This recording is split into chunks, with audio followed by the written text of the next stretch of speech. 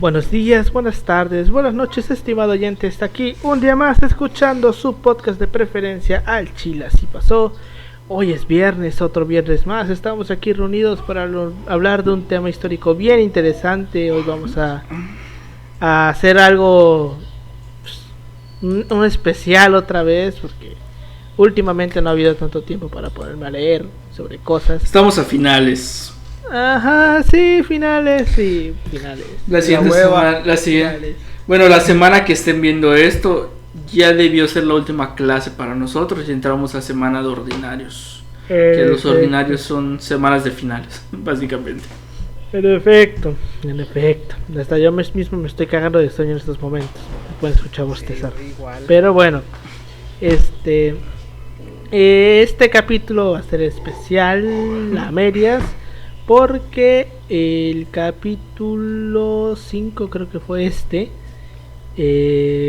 hablamos sobre el cenote sagrado de Chichén Itzá, pero ese capítulo, por cuestiones técnicas de aquella época, aquellas oscuras épocas, se grabó mal, entonces estuvo creo que 3 días arriba y lo bajamos, y por las mismas limitaciones técnicas y tiempo, pues ya no fue posible recuperar los audios de aquel capítulo. Entonces simplemente quedó como un capítulo perdido. Si ustedes van a la lista, van a ver que el capítulo 4 se salta al 6, porque el capítulo 5 era o no me acuerdo si era el 5 o el 6. El punto es que no era uno de los... Era de los primeros. Creo que todavía grabamos en Teams, cabrón. Ah, sí, no mames. Todavía grabamos. Fue la primera vez que grabamos en Teams. No, el primer capítulo que grabamos en Teams fue el del 68. Creo. Empezamos grabando en Meet, si no me equivoco. Empezamos a grabar en Meet. Sí, empezamos grabando en Meet cuando solamente grabábamos audio. De ahí nos pasamos a Teams.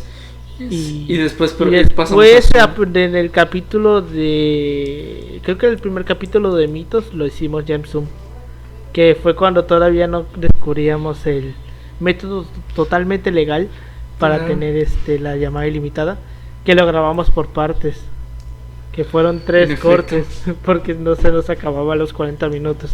Pero bueno, entonces este episodio se grabó mal, y pues ante la falta de cosas que grabar y la necesidad de hacerlo, pues aquí nos tienen.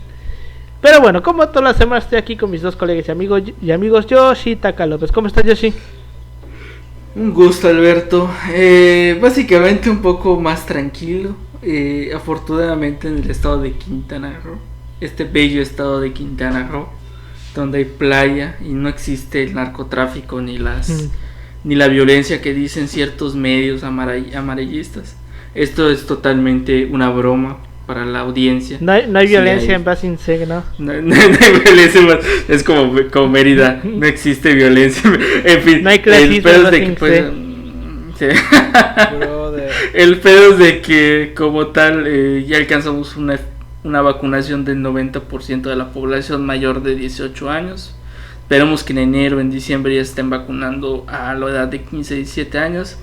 Que esto en estadística y viendo las defunciones y todo esto ha ayudado a evitar las muertes. Y es un recordatorio para la audiencia que asista a vacunarse, se ponga sus 2 dosis de la vacuna, porque en medida que todos nos vacunemos, las variantes, la sudafricana, que es hecho, dato curioso, pinches medios alarmistas, amarillistas que chinguen todos a su madre, igual a la OMS de plano, igual mandarlo chingar a su madre, por hacer y de todo paso también un a la pedo, de paso a la ONU igual, para hacer un alarme. Es cierto que es una variante, es más contagiosa en gran medida, sin embargo todavía no hay una documentación o no se sabe realmente qué podría haber pasado. Lo mejor que podemos hacer es vacunarnos, seguir usando las medidas de sana distancia y cubrebocas, que son muy importantes, no por estar vacunado hay que bajar la guardia, y recordar que las vacunas salvan vidas y no más como vacúnense chingada madre. Y pues como recordatorio a Jaiba como recordatorio de lo que está diciendo Jaiba, pues igual estamos en finales, que bueno, estos finales son como que más laxos comparados a los del semestre pasado. que ahí sí nos estamos muriendo. Y pues nada, aquí grabando de nuevo este episodio fantasma. O sea que creo que algunos lo vieron. Creo que todavía sigue la publicación en Facebook, pero el video no está. Creo que solo está el video, pero en Spotify, ¿no? O sea, según yo el capítulo sigue en Spotify o se bajó. ¿Cuál? El fantasma, que es este. Se bajó, güey. Yo lo bajé de todos lados. Bajó. Hasta donde yo recuerdo, lo bajé de todos lados. No existe. Si no, ahorita no existe episodio 5 en Basting C. Ahorita ves, no es que te digo, no me acuerdo si era el 5 o el 6, o a lo mejor era el 7, o a lo mejor era el 4, no me acuerdo. Pero En fin, hay un episodio fantasma ahí. Es el 5. Es el 5, no aparece, ya lo chequé, es el 5. Del 4, que es el del 2 de octubre, se salta al del día 13, que es el de Colosio. Pero bueno, también me encuentro con mi colega, amigo Paulino. ¿Cómo estás, Pau? Ibas a decir Yoshi. Sí, güey, es que lo dije al revés hace rato, güey. Ya se me... Está bien, güey, lo amerita el episodio fantasma, güey. Que sea como que al revés todo el pedo, güey.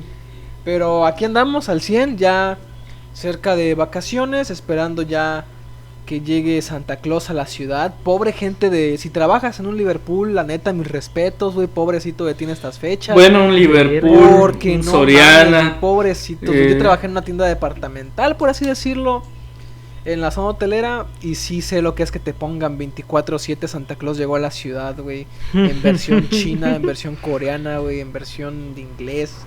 Para todos los locales del centro. Sí, güey. Y pues con toda la actitud, como cada semana, para grabar así un episodio bien ricachú, desde estas oficinas de este cuarto, que no es un cuarto de verdad, es una celda, que para que ustedes no se sientan tan mal, así está como fue remodelada, un cuarto. Sí. Gracias a los fondos que piden en asociación con el gobierno. Y historiadores malvados y asociados, se pudo recaudar esta cantidad para darle a Paulino o construirle un pequeño cuarto en las celdas del sótano de la Dirección Estamos esperando que ya sean presenciales para salir ya finalmente y empezar esta nueva bonita dictadura de esta generación de historia que va con todo. Güey, me mama, güey, porque ¿qué dirá que la primaria es antropología? Ya no es el fantasma del comunismo, güey, es el fantasma del quinto semestre. Güey, sí, está bien. Si nos están viendo aquí nuestros compañeros, un abrazo. Que asola a los compañeros, un abrazo. Saludos a todos. Saludos a todos, güey. Pues bueno, ¿les parece si comenzamos? Fierro. Adelante.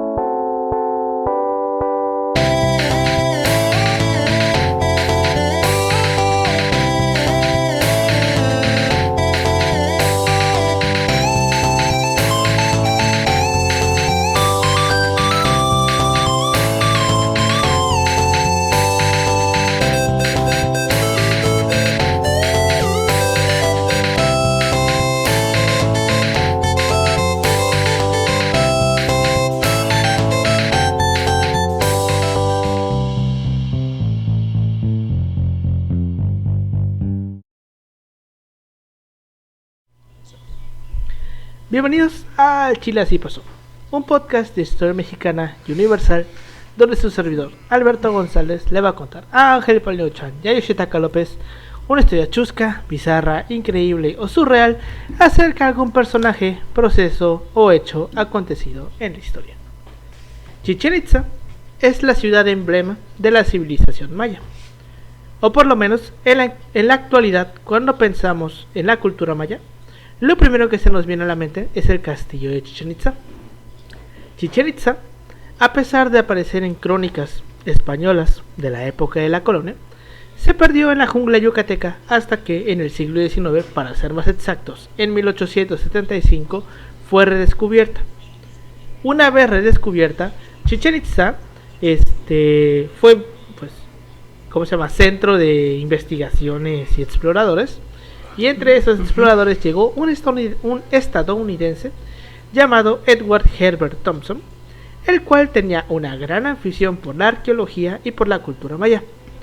Este gringuito se embarcó en una exploración hacia la ciudad sagrada con la intención de investigarla y explorarla. Sin embargo, Thompson vino a nuestro país con muchas otras intenciones de las que se creía, las cuales eran muy dignas de un hijo de puta y desembocaron en un saqueo de cientos de piezas arqueológicas invaluables, las cuales fueron sacadas ilegalmente del país. Insertar música de saqueo. Música de atraco. El día de hoy les vamos a hablar acerca del saqueo al cenote sagrado de Chichén Itzá. ¿Este es el reboot de ese que se perdió? Sí. Sí. La verga. Sí, va. Sí, güey. Fierrísimo. No, ya decía, ¿dónde verga escuchas? Si le estoy sincero, ya ni yo me acuerdo que tiene este pedo. Ya no me acuerdo. Recuerdo que hay muchos momentos de puta madre. Solo sé que recuerdo que ese día te caíste y Paulina y yo estuvimos como 5 minutos. ¿Fue ese día? Sí, fue ese día. Paulina y yo estábamos diciendo. Sí, cierto. Era cuando habían esos problemas de conexión, güey. Que teníamos que hacer como que la voz de off. Sí, yo igual no me acuerdo de qué tanto era, pero sí recuerdo que hay muchos puta madre importante.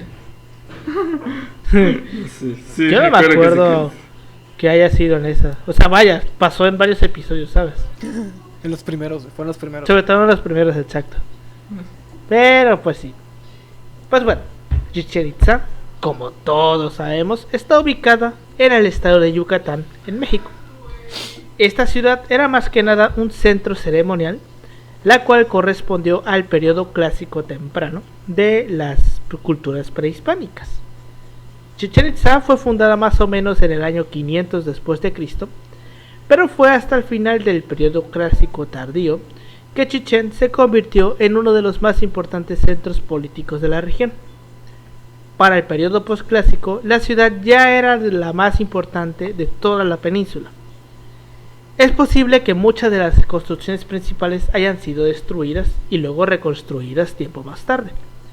Porque pues ya sabemos cómo trabajaban los mayas. De hecho, hay algunas ciudades, creo que en Uxmal,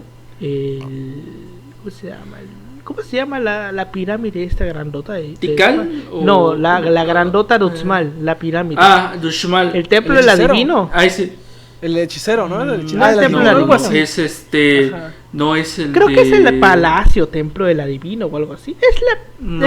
Literal. Sí, sé cuál te refieres. Si alguna vez han ido a Uxmal, la primera cosa que ves cuando entras, a esa pirámide me refiero,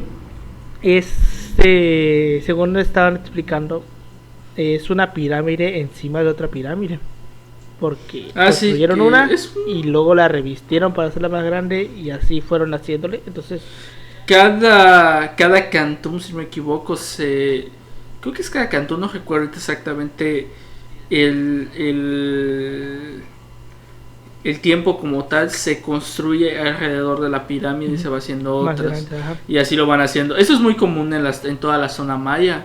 Igual creo que en Tikal se tiene conocimiento y bueno, en otras zonas igual.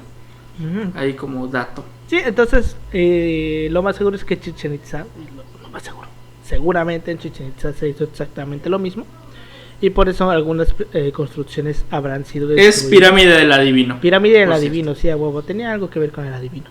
Pero bueno, Chichén Itzá fue parte de la llamada Liga de Mayapán, la cual fue una unión entre las casas sacerdotales más importantes de la península, las cuales eran Uxmal, Mayapán y Chichén Itzá. Sin embargo, esta liga fue destruida por un desacuerdo entre los caciques de los participantes, la cual llevó una declaración de guerra de uno de ellos, Junak Keel, quien se proclamó Halachwinik, que es como el emperador, el jefe de Mayapán. Esto provocó la ruptura con los Itzáes, quienes perdieron la guerra y debieron huir en el año de 1194 y refugiarse en el Petén, dejando así la ciudad de Chichén Itzá abandonada. Esto es lo que se cree. La historia medianamente reconstruida, porque realmente no se tienen registros claros de que pues haya sido tal cual como se menciona. Ay, fíjate, ha habido nuevas teorías conforme a eso. ¿De por qué abandonaron Chichén? Ajá, o sea, hay como que, bueno, o sea, hay, digamos, una diversidad de testimonios dependiendo de la evidencia que ocupen. Es que, vaya, hay muchas cosas, muchos temas así, que últimamente han estado replanteando mucho.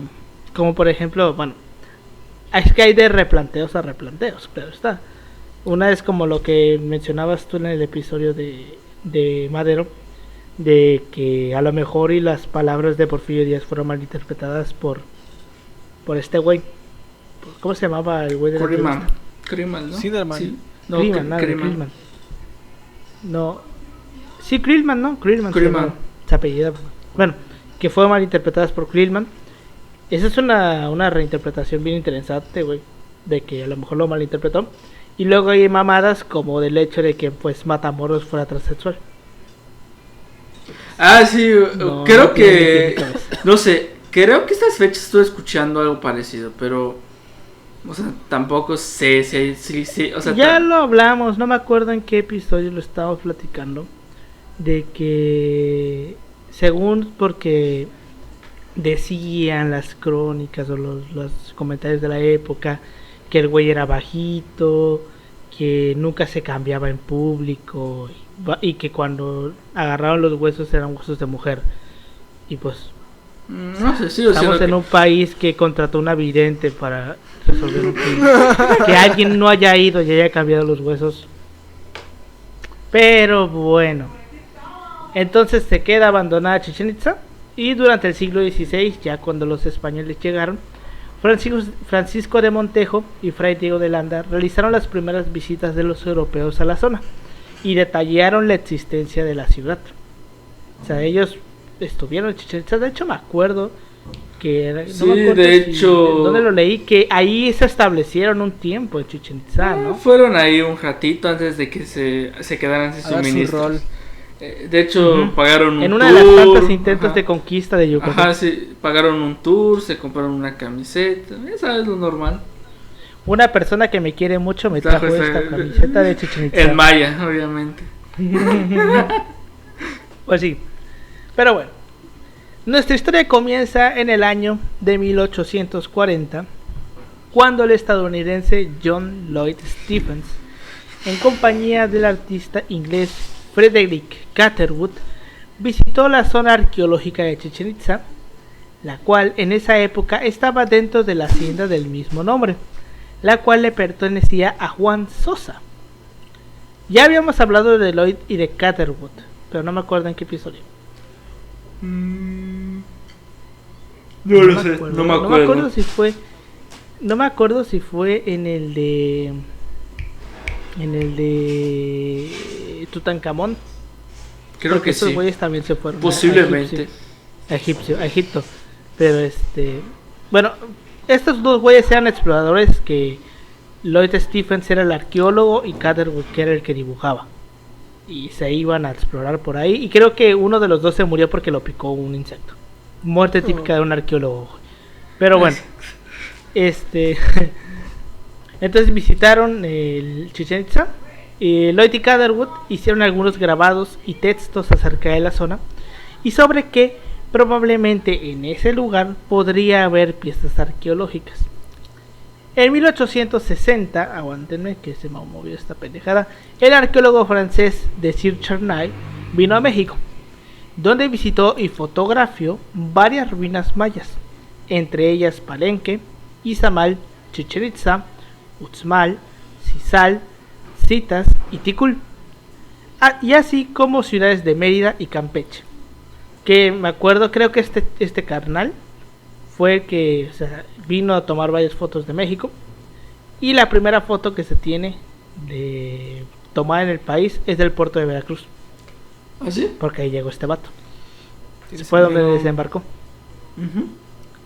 Pero bueno, creo que sí fue este güey el que tomó la primera foto. Pero bueno, una vez de regreso a Francia, logró montar una exposición con las fotografías tomadas en México, las cuales cautivaron a la sociedad parisina, al grado que el emperador Napoleón III patrocinó en 1863 la edición de su libro Ciudades Americanas en Ruinas, donde describió lo aprendido en sus viajes y se publicaron sus mejores fotos. Estamos hablando de 1863. No dudo que también los franceses hayan querido venir a México nada más. Bueno, después del conflicto. A invadir, ¿no? Después del conflicto como estamos en el 63, güey. Todavía estamos en ¿cómo se llama? Intervención. Estamos un poquito antes, porque creo que la intervención francesa es del 64 al 67. No sé, pero entonces tampoco era como que el mejor momento como para visitar México. No me acuerdo cuándo. El imperio cae en el 67. Me acuerdo. De eso sí me acuerdo. Que cae en el 67 cuando matan a Maximiliano. Algún día haremos un episodio de eso. Un día que tengamos el valor de hablar de un tema tan delicado. Sí. Pero bueno. Yo sigo sosteniéndolo. Maxi tenía buenas intenciones, pero ni él ni su proyecto de nación era muy viable. Mi opinión. No la opinión ya lo de veremos ustedes, algún día. Por cualquier pedo. Ya lo veremos algún día. Entonces, es aquí donde entra a la historia nuestro protagonista del día de hoy, Edward Herbert Thompson. Thompson nació en Worcester, Massachusetts, el 28 de septiembre de 1857. Inspirados por los textos de John Lloyd Stephens, forjó una gran afición por arqueología. En 1879, en la revista popular Science, publicó un artículo en el cual Thompson argumenta que los monumentos mayas eran evidencia de la existencia de la Atlántida. Creo que esto era este güey el de la Atlántida. Ahorita que lo estoy leyendo, que este güey decía que eran los de la Atlántida. Ya no me acordaba de esta mamada ahorita que lo estoy leyendo. No, banda, los mayas no son atlantes. De hecho está chingón, güey, está chingón. Hay un chingo de teorías, o sea, si tienen oportunidad, léanse ¿Qué hubo con Yucatán? Historia de, ¿cómo se llama? Espérate. Historia de Yucatán de sus tiempos más remotos hasta nuestros días de Eligio Ancona. Bueno, en el estudio introductorio de Eligio Ancona, o sea, realmente hay un chingo de teorías de según cómo los españoles pensaban de quiénes eran las personas que estaban en esta tierra, güey. Está chingón porque algunos plantean de que eran las tribus perdidas de Israel o sea, es que hay un chingo de teorías, había un chingo de teorías comparadas a eso, así que técnicamente esas teorías conspiranoicas vemos que tienen una cuestión histórica muy amplia. Entonces, pues, más como dato, si algún día pueden leerlo. No sé si está en acceso abierto, es lo único que no sé. Pero hay una que otra buena edición que pueden encontrar en pirateada. De acceso. Seguramente. De hecho, este libro de John Lloyd Stephens y de Catherwood lo pueden leer en la biblioteca yucatanense. En el acervo digital. En la biblioteca virtual. Ahí está ese libro. La biblioteca virtual, ándale. Pero bueno.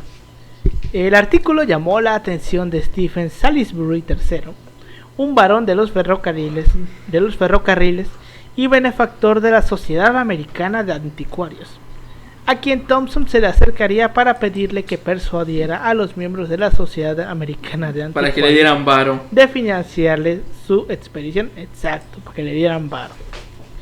Durante una cena asistió George Frisbee Hoare, quien era senador de Estados Unidos, y otros miembros de la Sociedad Americana de Anticuarios. La idea fue puesta sobre la mesa. Sin embargo, fue rechazado por lo riesgoso que sería la negociación con las autoridades mexicanas en caso de que algo saliera mal. Porque estos güeyes no iban a venir a hacer algo legal, güey. Obviamente. No. Sin embargo, Salisbury III, junto a Charles Botwich, en conjunto con el Museo Peabody, echaron a andar la expedición por su cuenta. Thompson desembarcó en el puerto de Progreso en 1855 y para facilitarse sus movimientos llegó nombrado cónsul de Estados Unidos en Yucatán y Campeche. O sea, era cónsul el güey. O sea, pero no cualquier puesto. Era cónsul, güey. Güey, porque pues vaya, eres cónsul, güey, y tienes ciertos privilegios para que no te ande deteniendo la policía. Si es que en ese tiempo existía la policía. Sí, sí existía. Sí, existía algo. Al final de cuentas, en estos tiempos la policía era la misma gente. No, sí había establecido una fuerza pública, porque Alvarado lo deja bien establecido. Que después de Carrillo Puerto es otro. Pero estamos hablando de 1855. Bueno, no, sí hay como tal un orden establecido, porque hay que recordar que la península se cuesta aparte. ¿Sabes? Sí hay como un orden establecido, que no es muy efectivo, que es otra cosa.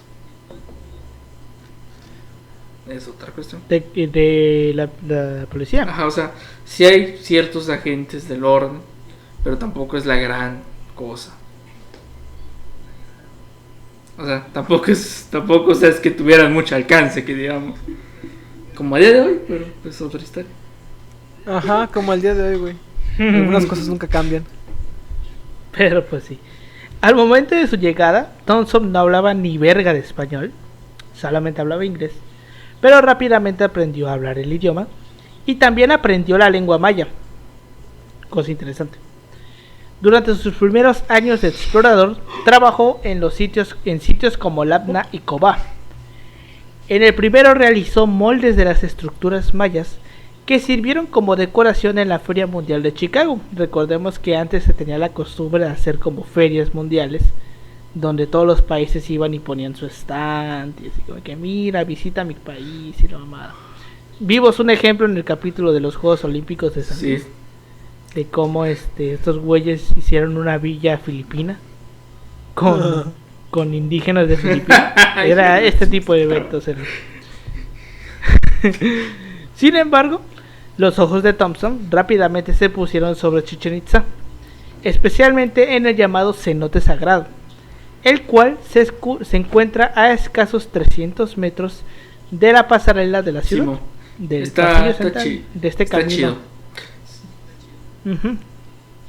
Este cenote era especialmente interesante, ya que se contaban fantásticas leyendas que incluían el sacrificio de doncellas que eran lanzadas al cenote junto con espléndidas ofrendas. En un principio, a este cabrón solamente le interesaba todo lo que fuera oro.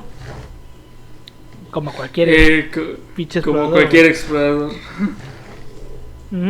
Creo que hasta el día de hoy los arqueólogos siguen buscando. No necesariamente, porque creo que a lo mejor no, pero lo sueñan porque técnicamente ya no hay. Lo sueñan ser como Indiana Jones. Ya no hay oro, o sea, sí. literalmente el oro ya no existe. Thompson se lo llevó.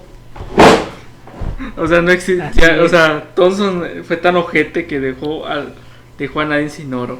De hecho, aquí como dato, realmente si, pues esto nos los dijo creo que Isabel o no sé quién nos los dijo, de arqueología, de que literalmente en las primeras clases de arqueología sus maestros les dijeron a nuestros colegas de arqueología que si piensan que esto es como Indiana Jones o algo parecido, que se salgan de la cajera, porque es totalmente diferente lo que hace un arqueólogo a lo que socialmente se tiene la percepción de lo que hace un arqueólogo. Sí exploran las ruinas y todo. Se visten similar.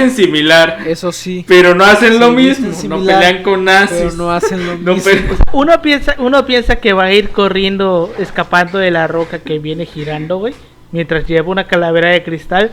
Pero en realidad es que estás bajo el sol 12 perras horas, güey, con una brochita. Haciendo wey. mediciones. A huevo, haciendo mediciones con una brochita, güey. Esa es la arqueología. Pero bueno. Hermoso. En 1894, por solo 300 pesos de la época, Thompson pudo comprar la hacienda de Chichén Itzá, la cual era una extensión de tierra de alrededor de 160 kilómetros cuadrados. Yo con ese 160 le tocó terrenos barato. Lo sé, güey. No mames, güey. Que incluían el cenote sagrado, así como una buena parte de la ciudad. Aquí yo me acuerdo que en aquel episodio original hicimos la conversión de los pesos, porque estábamos hablando de 1894, entonces todavía estamos hablando del porfiriato, cuando había paridad peso-dólar. Entonces, a ver, ¿en qué año fue este pedo de lo de... ¿Cómo lo de la llama? Compra. Lo de Thompson que 1894. Seguramente sí el peso. 94. Mira, me parece que ya aquí se modifica la ley de fiscal no sé si es de minería o de suelo, más o menos. Ajá. El pedo es que México tenía una ley un poquito heredada de la colonia, en donde tú lo que estaba en el suelo es pertenecía de alguna u otra forma en ese tiempo al rey, y ya después como que a es otra la entidad, ley ¿no? de Que terrenos estado, baldíos y no sé qué otra cosa. Sí, sé que No es de eso. Tiene que ver con el suelo, con lo que hay dentro. Por eso es la de baldíos. Porque ahí estaba la disyuntiva. Está la disyuntiva entre a quién le pertenecen, digamos, en el suelo donde tú estás hay gemas, a quién le pertenecen las gemas. Hoy sabemos que es al Estado. Antes era al rey, ¿no? Hoy sabemos que es al Estado, antes era al rey. Pero en ese momento lo que hace Díaz es modificarla para que pues sea más favorable a la inversión extranjera. Y es de que no, pues lo que hay ahí pues es tuyo porque es tu terreno. No más, Entonces, chance fue legal ese pedo, ¿eh? Sí fue legal. Que, mira, fue legal en el sentido de que no hay una ley. Era su terreno. O sea, el güey podía hacer lo que quería en su terreno porque era su pinche terreno. O sea, pero ya para este tiempo sí existían legislaciones que protegían el patrimonio. El patrimonio histórico. Es lo que habíamos dicho, ¿no? Ya existían, güey. El pedo fue que eso es lo que se pasa por el culo, güey. Que existía la ley, pero no se aplicaba tanto.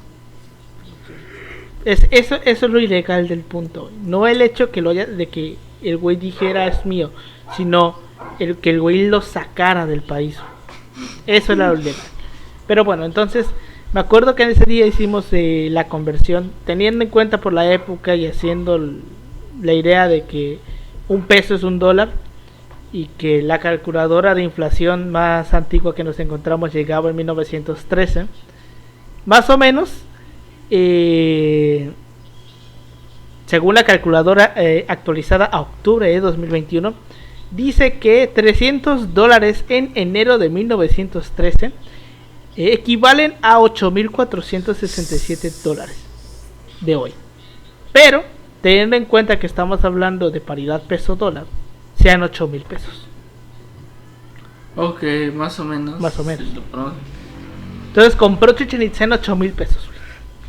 Güey, no mames, güey. Puta, o sea, yo hubiera construido una pequeña casa. Una cosa así, Simón. Imagínate, güey, imagínate el negociazo que sería construir. Güey, es que literalmente con agua adentro te cuesta como 25 baros, algo parecido. Obvio. O sea, a un extranjero ni le duele, güey.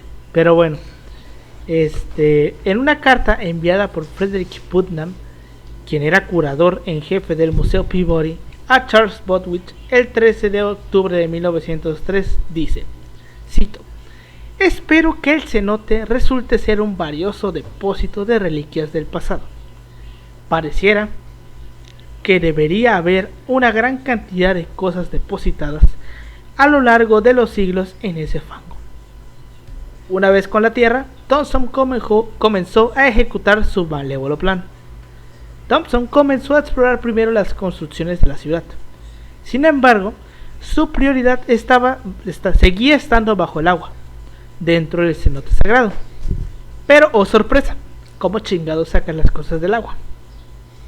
Eso es lo que se preguntó él.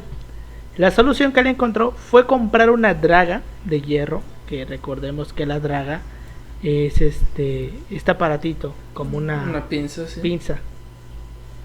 Exacto. Compró una draga de hierro, la cual aún se conserva, aún sigue existiendo esta draga.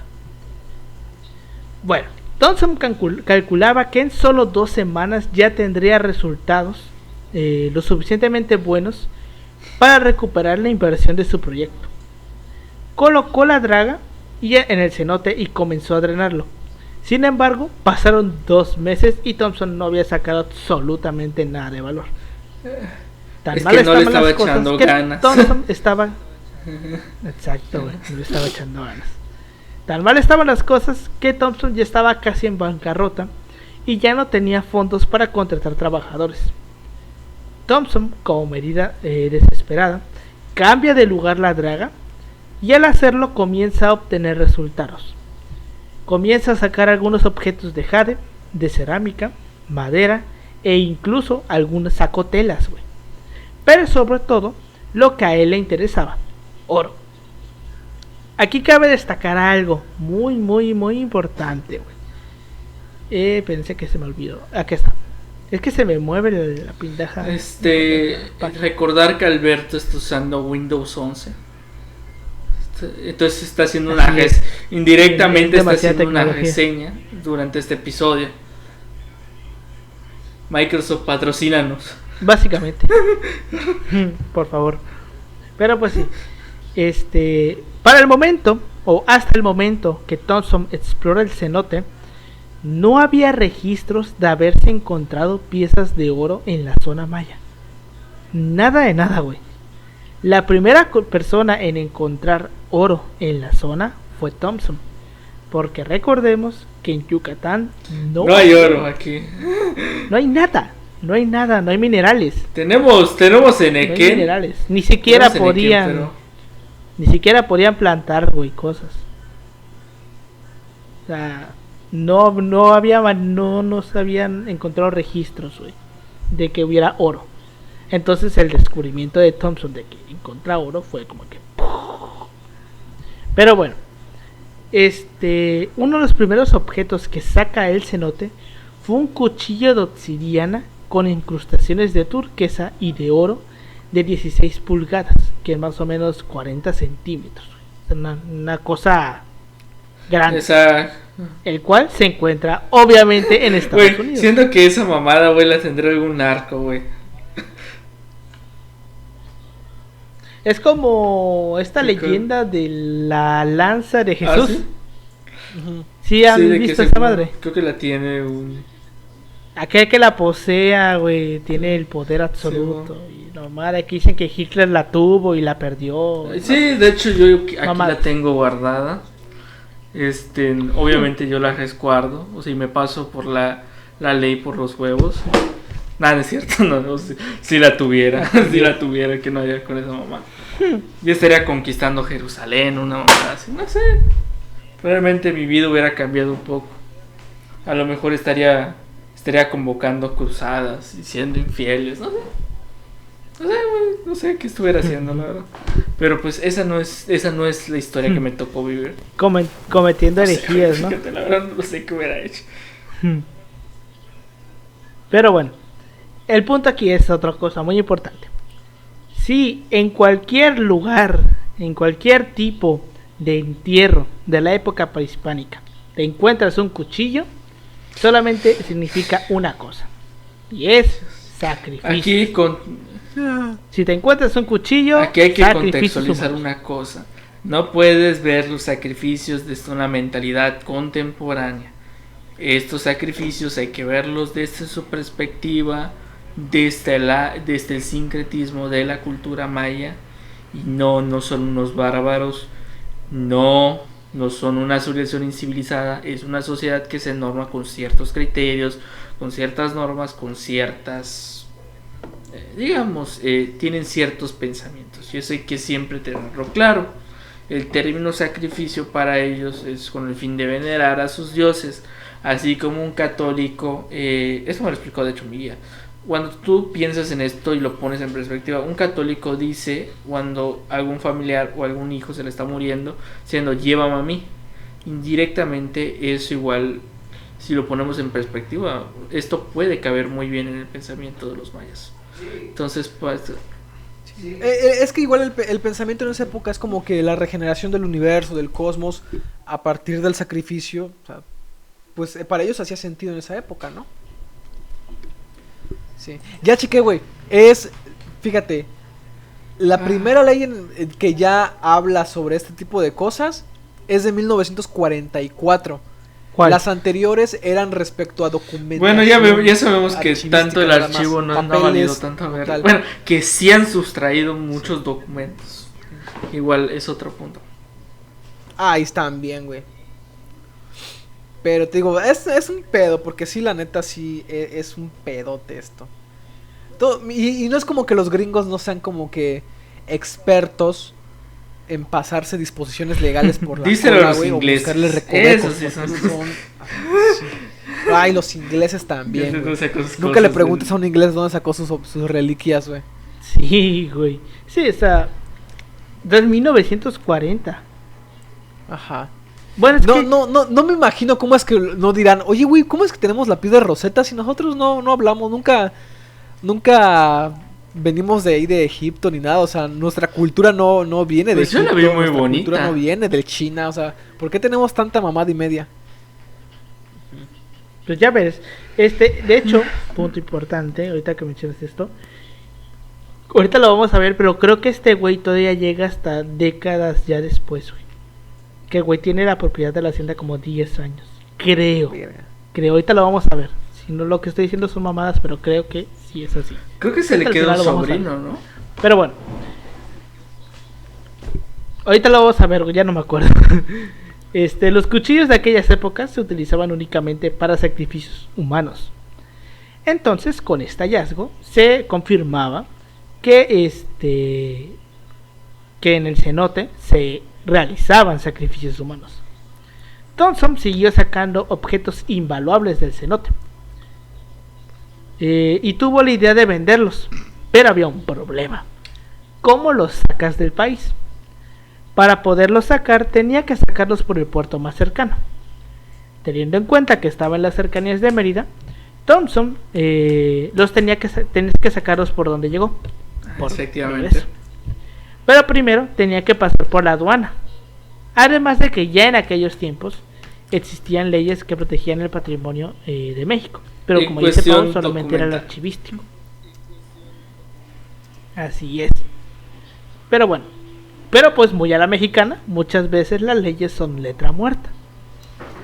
A las autoridades aduanales del estado de Yucatán les valió 3 hectáreas de pito lo que Thompson estaba haciendo, porque obvio, al empezar a explorar Chichén Itzá, tenía en cierto modo que dar informes de lo que hacía a las autoridades. Pero de nuevo, la ley era letra muerta. Entonces, ¿qué es lo que hizo el güey? El güey escondía en su ropa los objetos más pequeños y en baúles llevaba los más grandes. La primera vez, Thompson logró salir del país rumbo a Nueva York sin ningún tipo de problema. Thompson saqueó Chichén Itzá en 2 periodos. El primero de 1904 a 1907, de ahí para un rato, y retoma sus actividades en 1910 hasta 1911.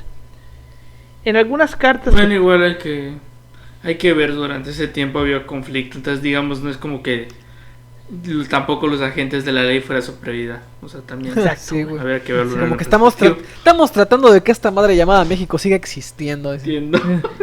como que estamos reprimiendo huelgas en Río Blanco y Cananea, ¿no? Estamos en esta época. Aparte de que, bueno, o sea, yo creo que a lo mejor si lo cachaban decían, no sé, yo aquí me lo vendieron en el mercado. Decía. Imagínate. Yo sí me hubiera justificado. Pero bueno. No pasa nada, yo lo hubiera dejado pasar.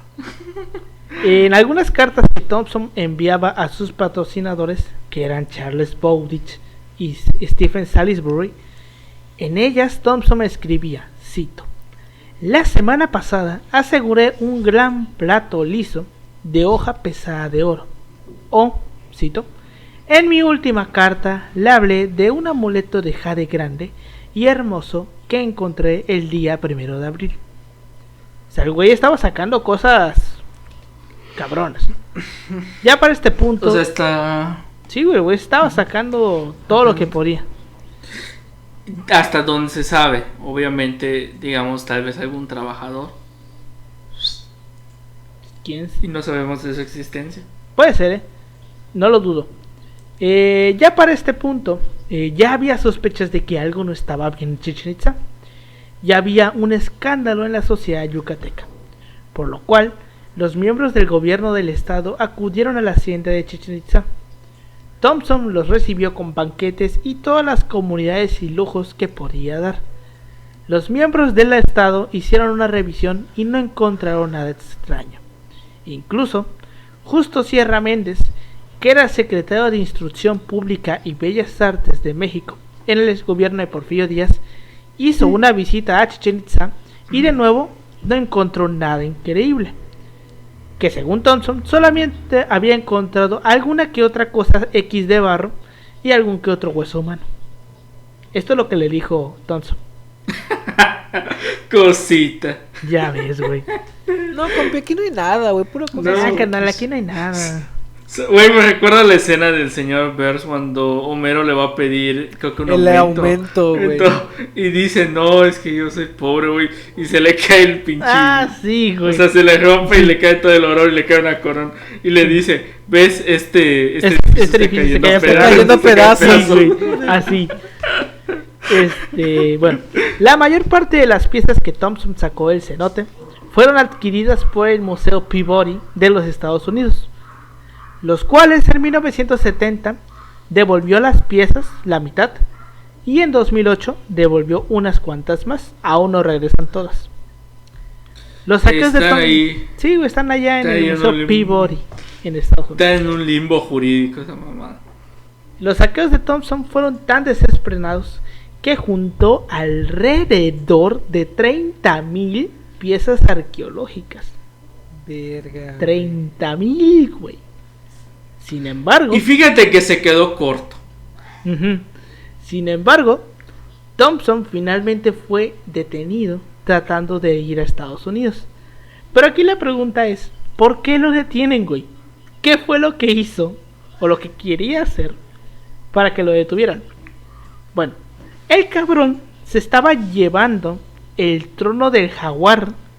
Que no, o sea, ahí se pasó una ambiciosa. Sí, güey, es como que ¿dónde verga lo pones, güey? O sea, también un poquito de inteligencia, güey. Aguanta. Bueno, que se llevó un chingo de cosas, ¿no? Pero vaya. Aguanta. O sea, ¿en qué cabeza, güey? Aguanta. Es que este no es el punto.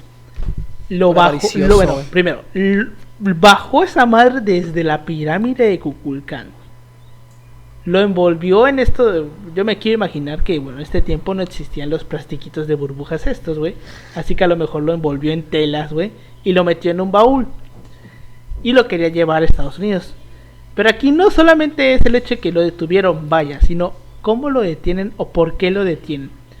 No lo detienen porque las autoridades mexicanas se hayan dado cuenta de obviamente lo que estaba haciendo. Pero nadie pensó en eso, güey. Lo detienen porque otro arqueólogo que se llamaba Teoberto Mahler, que era austriaco, ni siquiera era mexicano, güey, era austriaco, lo acusó de que dijo, cabrones, se están llevando el pendejo trono de jaguar, güey. Hagan algo, carajo, hagan algo. Con cara de, oye, güey, se está llevando. Alguien quiere pensar en el patrimonio. El patrimonio tangible. Entonces es hasta que este güey lo acusa que por fin lo detienen, güey. Pero bueno, en 1923 Alma Reed, que era una periodista estadounidense y que estuvo vinculada sentimentalmente a Felipe Carrillo Puerto, del cual algún día vamos a hablar, que en ese tiempo era gobernador de Yucatán. Aguántenme que se me está acabando la batería. Aguántenme. Fuck. Bueno, dio cuenta al New York Times de todas las chingaderas que Thompson hizo, lo cual causó conmoción en todo el gremio arqueólogo, al punto de que las gestiones del Instituto Carnegie para explorar de manera científica y restaurar el sitio se vieron comprometidas. Thompson quedaría bien en el meme que dice, señores, me funaron. Así es. O en el de la cara de Garfield, ¿no? Cuando está intentando entrar otra vez al instituto. Sí, güey. Cara y pegada, güey. Sí. Fuera, Joto. Thompson escribió un libro con todas sus vivencias en la hacienda, narrando cómo compró el silencio de los oficiales mexicanos. El puto cinismo. Sí, güey. Las cosas que sacó. Astucia. Todo, güey. Todo está narrado con lujo de detalle en este libro. Ese día yo me imagino que el vato dice, a Chile sí me mamé, pero pude haber hecho algo peor. Así es. Entonces, Alma Reed abre un juicio en contra de Thompson en 1926. La Procuraduría General de la República le confiscó la hacienda y abrió dos juicios en contra de él. Pero ya para este punto Thompson obviamente se había largado del país, güey, porque pendejo no era. Dichos juicios se prolongaron durante muchos años, tanto que la muerte alcanzó a Thompson en 1935. Pero a pesar de que el cabrón se murió, el juicio continuó. Fue en 1944 que el juicio por fin tuvo el veredicto. La Suprema Corte de Justicia de la Nación dio el fallo que absolutamente todos esperaban, que era como que la decisión más esperada por toda Latinoamérica, sí, no mames, Latinoamérica unida. Thompson ganó los juicios y se le devolvió la hacienda. Hijo de puta. Pero bueno, o sea, también hay que entrar en retrospectiva. ¿Cuándo dan el veredicto, más o menos? 1944. Obviamente México no iba a arriesgar todo internacionalmente todo el milagro mexicano. Sí, güey. Entonces se le devuelve la hacienda, pero pues Thompson ya está bien pinche muerto, güey. Tiene 9 años que se murió para este punto. Entonces la hacienda pasa a manos de un familiar suyo, que fue un sobrino más bien. Realmente nunca se sabrá cuánto oro y piezas de altísimo valor arqueológico fueran extraídas del cenote sagrado de Chichén Itzá. Si bien muchas llegaron a quedar en manos del Museo Peabody de la Universidad de Harvard, una cantidad indeterminada quedaron en manos de coleccionistas privados e incluso robados por los mismos trabajadores contratados por Thompson para el traslado del cenote. De hecho, si pueden, creo que hay una película, se llama creo que El Museo, no recuerdo ahorita exactamente el nombre como tal, es una película mexicana donde hablan acerca del robo del Museo de Museo Nacional de Antropología. Oye, se me estaba viniendo a la mente ese de que un día vamos a hablar de ese robo.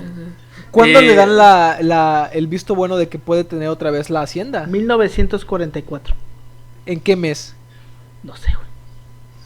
No porque a ver, ¿quién le da el fallo? ¿Quién hace el fallo? La Suprema Corte mexicana. Sí, de la nación. Ok, porque el decreto por el cual se firma la ley de patrimonio, la ley general de bienes nacionales, es de agosto del 44, güey.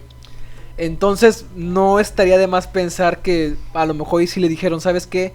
Toma tu pinche hacienda, pero aquí ya está regulado que si te pasas de verga otra vez, ay, sí te va a cargar todo el pito, güey. Puede ser, güey. Es como de que... Voy a pues sí, toma la hacienda, pero técnicamente, y aunque esto fuera después, creo, aunque fuera después este pedo, esta madre llamada Chichén Itzá es propiedad de la nación, güey. Básicamente te la podemos expropiar si un día se nos gusta. Ajá, prácticamente. Y estás hablando de Cárdenas allá, güey. Bueno, no Cárdenas, perdón, me estoy equivocando. 44, sí. Es 44. Sí, es Cárdenas. No. ¿Sí? No, es Ávila Camacho. Ávila Camacho. Pero pues acaba de salir Cárdenas, o sea, anda... Como que todavía tiene influencia, por así decirlo, quizás. Fíjate que está chido eso, güey. Hoy lo acabo de leer, o sea, en la lectura de Relaciones de México-Estados Unidos. O sea, literalmente la lectura habla acerca de esta cuestión de que los católicos contra los revolucionarios. Y cada uno se va tirando mierda diciendo al otro de que es menos mexicano. O sea, ¿cómo le dices? Vendepatrias ocupa el término. Vendepatrias. Sí, está chido porque desde tiempos inmemoriales los revolucionarios son los de izquierda y los católicos son los de derecha. Y pues oye, hablando de católicos, güey, te digo que estaba yendo a Cauquel para ver este pedo, un pedo. Y en la carretera, en el periférico, una espectacular, un anuncio esos que están altos, y que decía, te sientes mal, agobiado, reza el rosario para que alivies tus pensamientos. Yo pensé que era una droga publicitaria. Momento Meridarks. Mira, veniendo de Mérida no lo dudó, güey. No lo dudo. No me impresiona que haya un espectacular ahí, güey. Para nada. No sé, me gustaría rentar un día un anuncio así y poner no tienes un tema para conversar durante drogas, no tienes algún tema durante la peda, durante la cena con los padres de tu novia. sintoniza el Chile Así Pasó podcast. Güey, algún día, sí, todos los viernes. Patrocínenos, culos, patrocínenos. Pues Pila. Este tema que mencionó Yoshitaka del robo al Museo de Antropología, güey. Ajá. Es una cagada. Güey, es cabrona, güey. Porque que eran dos güeyes. Agarraron a uno. El del otro nunca se supo, güey. Es que se escapó y nunca lo agarraron. Y el güey se llevó parte de las cosas, güey, que nunca volvieron. Es que, por ejemplo, está como que y eso fue en los 80s, güey, Ajá, está medio cagado, güey, porque, o sea, robaron el museo y todo. Y creo que se fueron a la carretera y los detuvieron los militares. Y obviamente los revisaron y todo. Bueno, eso lo muestran en la película. Ajá, esa película ya la fui a ver, güey. Ajá, y bueno, es el peor de que le dicen, ¿cómo se llama? Ah, chavo, cuide, de hecho, estas piezas arqueológicas, o sea, ¿cómo se llama? Son réplicas. Creo que le empezó a preguntar de que si era vendedor de estas réplicas. De artesanía. Le digo, Simón. De artesanía, patrón. Ajá, pero como que lo interesante es que ver que sí hay un mercado interno, obviamente. Por supuesto. Pero el pedo de ahí es que realmente hay piezas que obviamente por ser las piezas que son, no te las van a comprar. La máscara de Pacal estaba entre una de las cosas que se llevó. O sea, ajá, la pinche máscara de Pacal. La verde, entonces, de Jade, güey. Ajá. Entonces, güey, es como que o sea, literalmente el pinche coleccionista le dijo, o sea, te la compré, no pero, o sea, no mames, güey. Pero no te la puedo comprar sencillamente porque hay que tener madre, güey. O sea, no por tener madre, sino, o sea, está muy cabrón que alguien te la comprara. Igual depende de la persona, porque pues yo digo que esas madres las ha de comprar gente muy excéntrica que tiene el varo para que pues en la perra vida se meta la policía a su casa, ¿sabes? Igual tiene, o sea, gente que seguro en su cocina tiene pavos reales. Como Duarte, güey. Ajá, güey, que tiene, no sé, güey, que algo que tenga la gente muy excéntrica, no sé. Arte. No sé, güey, paredes pintadas de oro de 14 quilates, algo así, güey, no sé. Pinturas de arte, güey. Enanos con bandejas de plata sirviendo cocaína, no sé. O sea, algún día vamos a hablar de ese robo, güey, porque está interesante, güey, la historia. Porque te digo, agarraron a uno y no lo agarraron porque lo hayan encontrado, sino porque el güey se entregó. Se entregó y el otro, te digo, tuvo remordimiento. Nunca supieron. Y bueno, esa película que dice Yoshi es de García, ¿cómo se llama? García Bernal. No, de García Luna, ¿no? García Luna. No sé, nos acaban de llegar flashbacks. Es García Bernal, güey. Su primer nombre es Genaro. Genaro. Es García Bernal, güey. Es García Bernal. García Luna es Genaro. A ver, ya me metiste la luna. Genaro Castillo. Digo, porque Gael García es de verdad Bernal, que tú dices, yo lo conozco como un cronista español.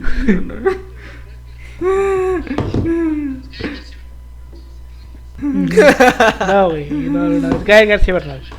Que dicen que era cortés, que era muy cortés. Pero bueno, entonces,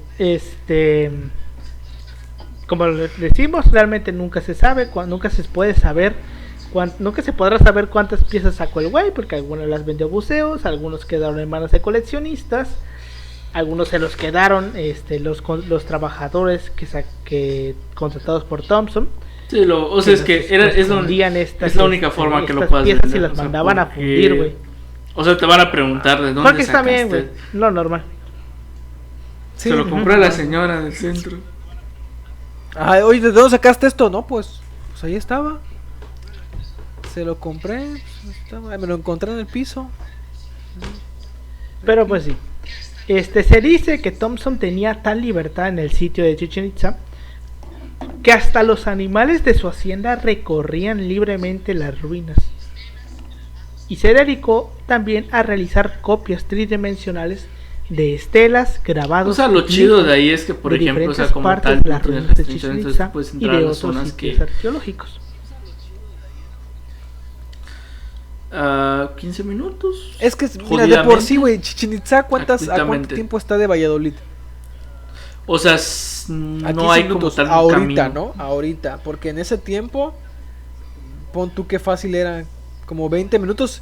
O sea, si de por sí, güey, es un pedo, o sea, si de por sí era un pedo la conexión de caminos en México en ese tiempo. O sea, realmente es como que tampoco es que estuviera muy transitado. ¿En qué momento te veían? De hecho.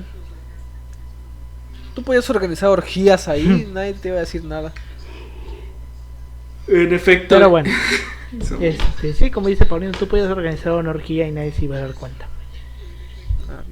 En los años posteriores a la Segunda Guerra Mundial hubo varios proyectos dirigidos por arqueólogos destacados, tales como Alberto Ruz, Jorge Acosta. También hay que y entender Román que para Piñachán. este contexto ya se funda la INE y la ENA, o sea, ya realmente ya hay como que, digamos, un interés, bueno, Gamio y, bueno, otras personas empiezan a explorar estas ruinas. De hecho, por León Portilla, o sea, realmente él es de los primeros, o sea, en su trayectoria, que obviamente se sabe, de los primeros que visitan estos centros arqueológicos en la península. O bueno, él visita varios a lo largo de su vida, pero o sea, es como que explica que literalmente después de las mamadas que hizo Thompson, o sea, ya fue como que ya se empiezan a ya se fundan estas instituciones, ya vienen expertos de otras partes del mundo a estudiar sistemáticamente, científicamente estas zonas arqueológicas, y bueno, ya no se dedican solo a saquear, digamos. O sea, ya hay como que una institucionalización de la arqueología en el país, ya está dando este proceso de institucionalización. Sí, y sí, como dices, ya existe el INA, ya existe la ENA, ya también se está dando esta institucionalización de historia y de la arqueología, güey. Bueno, de las ciencias sociales, ya con estos tiempos. La UNAM, la verdad, es, digamos que es lo que permite. La UNAM, el Colmex, el ENA, la INA, etcétera. En el centro de México empiezan a sufrir esta institución. Pero bueno, continuando con este pedo, en la década del 60, el cenote sagrado volvió a ser el centro de atención de los trabajos llevados a cabo en Chichén Itzá. Si bien se concentraron esfuerzos considerables en el rescate de los artefactos que aún pudieran continuar, sin embargo, los embargos fueron básicamente una maldita basura y se dejó de buscar. A finales de la década de 70 se consolidaron las fachadas sur y este de la pirámide de Kukulcán, en tanto que en 1990 y en 1991 se restauró la mayor parte del conjunto occidental de columnas, así como un gran área de la estructura conocido como el edificio de las 1000 columnas y el mercado. Al final de esta gran historia, solamente para echarle más sal a la herida, vamos a poner algunos datos sobre la mesa. El heredero de la hacienda, el sobrino, tal vez por evitarse problemas con las autoridades mexicanas o tal vez porque ya no le interesaba, decide vender la hacienda e irse a los Estados Unidos. La hacienda la compró la familia Barbachán y es hasta el 2010, güey, 2010, que el Estado compra la zona arqueológica de Chichén Itzá. ¿En cuánto? 220 millones de pesos. 2010. Ahora, yo tengo entendido que esto de comprar las zonas arqueológicas lo hace en colaboración con algunos bancos. Sí y no. Hay inversión privada. Programas. Es que se hace con dos cuestiones: inversión privada y por parte del gobierno. Es como, por ejemplo, la casa de Montejo, que ves que la casa de Montejo es de el banco ese que está ahí, güey. Banamex. Sí, es de Banamex, me parece. Pero bueno, en México hay más de 40,000 zonas arqueológicas, güey. De esas 40,000, solamente 180 están abiertas al público y solamente 6 le pertenecen a la nación. Sí, no. Es que realmente es como que igual es un punto a considerar ahí. Por como tal, es que hay un problema. O sea, en la práctica la ley, como tal, todo lo que tú encuentres ahí, aunque sea tu propiedad, no es tuyo. El pedo de ahí es que todo le pertenece a la INA. O sea, realmente, y esto es para toda la audiencia, si se encuentran algún tesorito arqueológico por ahí, no es suyo, dénselo a Lina porque están incurriendo ahí en un delito muy grave, bueno, no tan grave, pero sí te lo pueden hacer mucho de pedo. O sea, realmente es todo lo que encuentras realmente en la zona, toda la administración como tal, es, a pesar de que esté en tu terreno, le pertenece al Estado como tal. El aspecto es decir que como que está el limbo jurídico, la administración, es decir, el dinero que ingresa.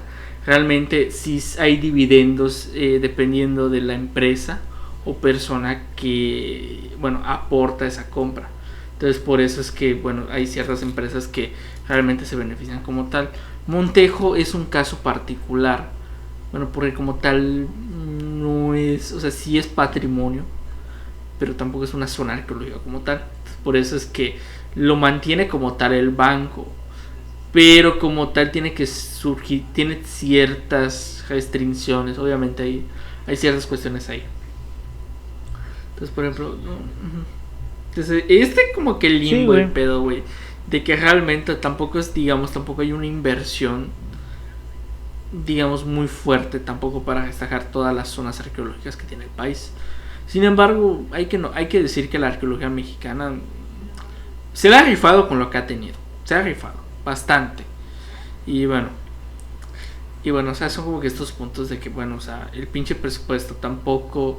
También es, igual están los mamadores de, güey, de que andan llorando las estatuas, güey. O sea, deberían llorar para que les suban, para que les paguen a los restauradores realmente. O sea, que es, aparte de que es una pinche miseria lo que ganan, no les pagan a tiempo. Entonces, pues, igual son como que muchos puntos por qué hay o por qué se presta a que, digamos, desaparezcan ciertas piedras arqueológicas y luego igual tiene que ver y luego porque aparecen en ciertas subastas. Tiene que ver eso, güey.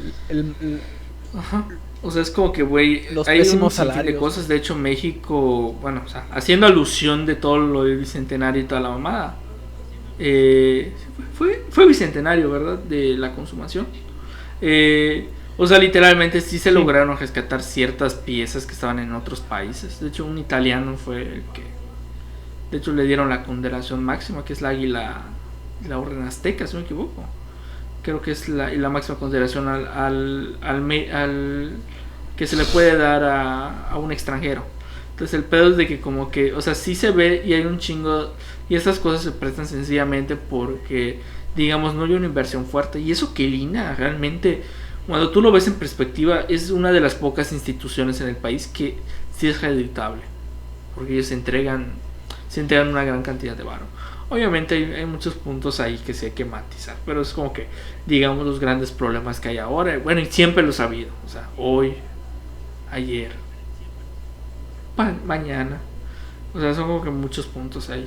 Obviamente también, bueno, yo como estas cuestiones ahí, como datos. Pues sí. Ahora, no terminé de mencionar el dato duro hoy, porque de estas 6 que solamente había 6, son Palenque, Tulum, Teotihuacán, Cacaxtla, Cholula, el Templo Mayor y una parte pequeña de Tlatelolco. Y después Chichén Itzá se les uniría como una séptima zona arqueológica. Ahora, algo similar a lo que pasó en Chichén Itzá también pasó en Perú, donde arqueólogos de varios países se llevaron piezas incas de valor incalculable a diferentes museos del mundo. De hecho, ahorita que mencionas eso, no sé si fue en Perú o es en Bolivia, no recuerdo exactamente. Es de las zonas amazónicas. Hay una grieta, es una grieta toda la mamada.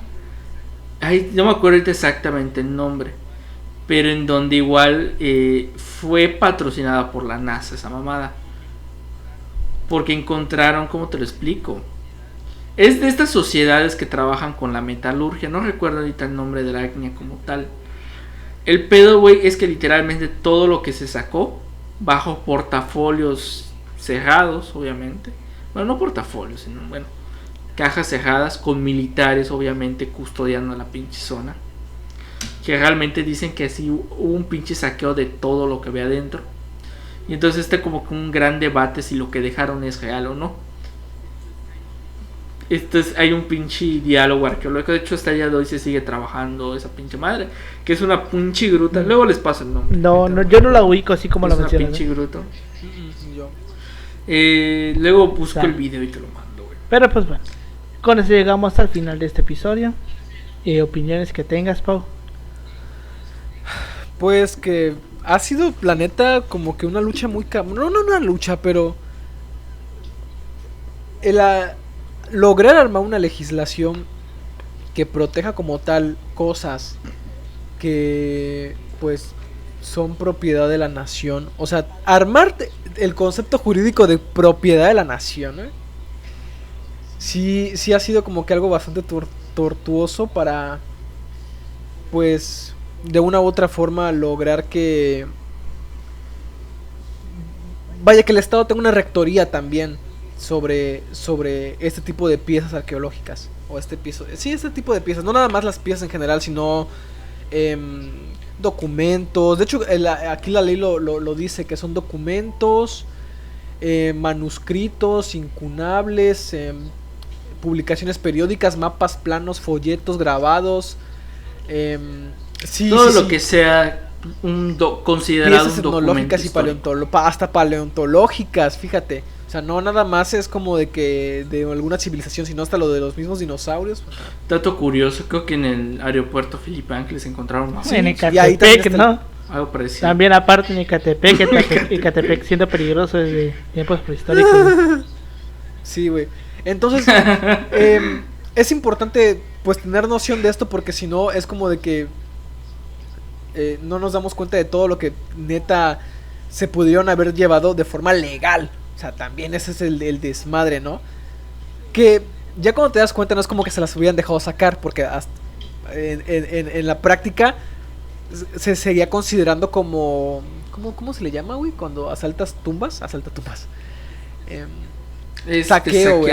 De una u otra forma se considera saqueo, ¿no? Porque pues es una... Pues de algo antiguo que estaba ahí, o sea, técnicamente si lo estás saqueando, lo estás llevando a otro lugar, ¿no? Pues sí, güey. Pero pues... Ha sido un camino muy culero y pues al menos ahorita se pueden recuperar algunas cosas, ¿no? De hecho, hace cuánto... Cuando sacamos el episodio de esta madre, recuerdo que se estaban recuperando unos documentos de Hernán Cortés, ¿no? Me parece.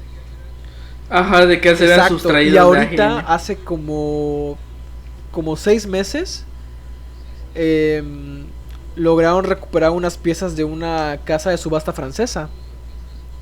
Entonces... Verga, la ley avanza de forma muy culera, muy lenta, pero bueno. Ahí está, y ahorita se pueden hacer ciertas cosas para recuperar patrimonio. Bueno, realmente hay muchos esfuerzos. La ley de archivística, bueno, en este caso, por ejemplo, ponía el caso de los documentos históricos, ha avanzado bastante. El pedo son las legislaciones locales. La corrupción, güey. Obviamente hay muchos, güey, o sea, literalmente el maestro Bazán, que es el administrador del archivo universitario de la UNAM, o sea, él lo dice, realmente el pedo ahí es que no hay una cultura archivística en el país. No hay una concepción como tal de por qué un archivo es importante. Mismo planteamiento que podríamos, bueno, tal vez no hoy con tanta fuerza, pero para ese tiempo tal vez pensar por qué una zona arqueológica tiene ese valor. A día de hoy podemos decirte que ya entendemos por qué una pieza arqueológica, por qué una zona arqueológica tiene el valor. Nos faltan películas sobre ese pedo, güey. Por ejemplo, yo recuerdo que la de la búsqueda del tesoro con Nicolas Cage, no me acuerdo cómo se llama la película. Bueno, era sobre... La primera sobre cómo roban el acta de independencia, ¿no? Y todo lo que hay en torno a esa madre, güey, que la quieren recuperar para que no se la roben un grupo así de gente mala. Y tocan un poquito el tema de pues la importancia que tiene la gente que trabaja en esas madres, güey.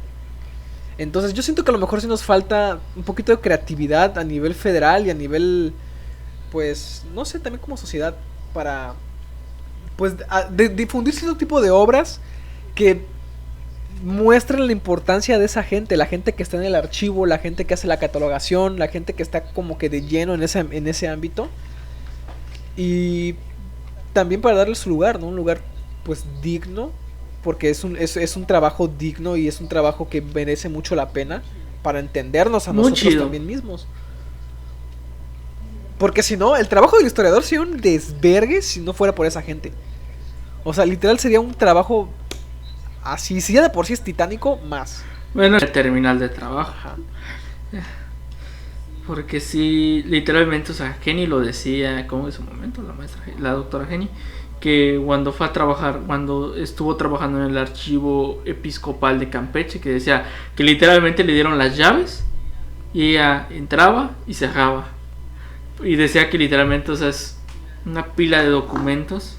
Creo que Miranda igual lo llegó a decir, de que no sé en qué archivos municipales estaba todo tirado, güey.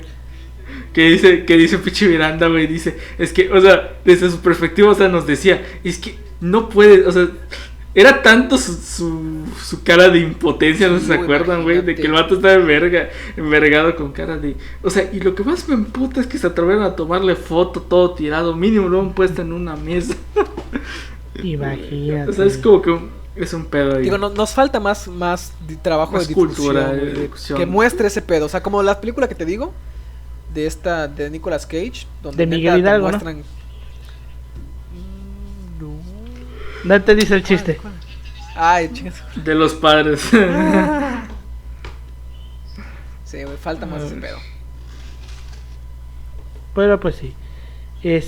¿Tú comentario que tengas, yo sí? Decir de que bueno, es uno de estos episodios en donde, o sea, es más que nada, o sea, te pones a pensar muy reflexivamente cómo está el pedo en cuestión de cómo, no solo, digamos, a nivel México, sino cómo en el mundo, digamos, aprovechan de estas situaciones los países, digamos, económicamente hablando, potencias, de cómo entran a ciertos países, digamos, con fines no tan buenos para sustraer ciertas piezas del patrimonio histórico de la humanidad, es decir, que es un patrimonio histórico humano, al fin y al cabo, indiferentemente de qué nación sea, pero como que ver estas prácticas dentro de un gremio arqueológico, obviamente Thompson esto lo pagó bien feo, y, o sea, y ver cómo tampoco en el país digamos hay una legislación, obviamente por el tiempo que es, todavía no hay como tal vez sí se le pudiera juzgar como tal. Creo que Alfredo Barrera Rubio de hecho escribió 2019, creo que sacó su libro El saqueo de Chichén Itzá, no sé si es de ese año o es una edición más antigua, la verdad no recuerdo, si no me equivoco que Alfredo Barrera Rubio lo escribió, ahorita vagamente me recuerdo que de hecho fue una edición, creo que de Dante, si me equivoco, que lo sacó. Bueno, o sea, donde habla un poco más al respecto de estos temas, pero decir, sentir impotencia como tal es cierto, sí es justificado, o sea, pero tampoco es como para decir a día de hoy. O sea, yo lo hago como chiste, o sea, es cierto que sí los museos británicos, y, bueno, ciertos arqueólogos de dudosa procedencia norteamericana han hecho estas mamadas. Pero también hay que entender el pinche contexto, porque eso no quita que son unos hijos de su puta madre. Eso no quita que son unos hijos de su puta madre.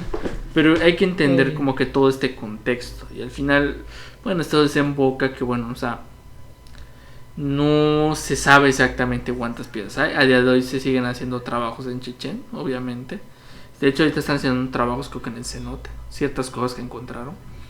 Que, bueno, los arqueólogos lo hacen, saben lo que hacen, son personas formadas que tienen una experiencia, que tienen una ética profesional, a pesar de que están mal pagados, que es otra cuestión ahí. Sí, ahí es otro punto. Hacen magia esos vatos con lo que les la neta, güey, o sea, la neta. O sea, es como que, bueno, estos puntos que, bueno, son como que hay que encontrar. Y bueno, o sea, sobre todo lo importante aquí es generar esta cultura de por qué es importante el patrimonio histórico tangible, documental, etcétera. Todo, o sea, al final y al cabo, o sea, nos forman como, es parte de una identidad común. Y bueno, o sea, son como que estos puntos de, o si ven una persona que está saqueando algún monumento histórico o tiene algo histórico, no duden en marcar a las autoridades, funarlos, Sí, porque porque eso es un gran delito. Y mencionar que igual visitan los centros arqueológicos, son muy interesantes. Este es mi pase en Chichén, no sé si se verá. No mames. En 2018, gran año.